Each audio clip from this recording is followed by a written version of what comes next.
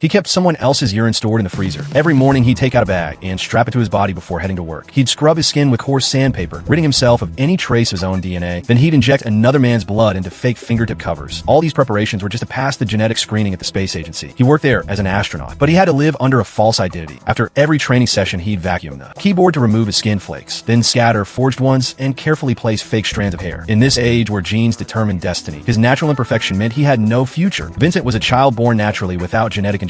At birth, a DNA test predicted he wouldn't live past 30 and had a 70% chance of dying from heart failure. Terrified by that diagnosis, his parents conceived another child, this time genetically perfected. His younger brother excelled in everything, while Vincent was ignored and mocked. But deep down, he carried one dream: to reach the stars. Yet in this world, every dream had to first survive the tyranny of genetic screening. Companies tested applicants in secret. A single fingerprint on a doorknob, even a handshake, could expose who you really were. Vincent's flawed genes led to countless rejections. No one would hire him. He ended up cleaning floors for a living. One day, while scrubbing a restroom at the Space Center, looked up and saw a rocket piercing the clouds. In that moment, he made a vow. He would go to space no matter what it took. He turned to an underground identity broker, trading 20% of his future earnings for a new identity. The name on it: Jerome, a genetically flawless athlete, crippled after an accident. With Jerome's blood, urine, and skin cells, Vincent became him entirely. When he returned to the agency for an interview, he passed the genetic test effortlessly. He asked when the next round would be. The examiner smiled and said, "You already got the job. All the other rounds were a facade, just there to fool those who weren't genetically qualified." Through discipline and flawless deception, Vincent rose through the ranks, eventually earning a spot on a mission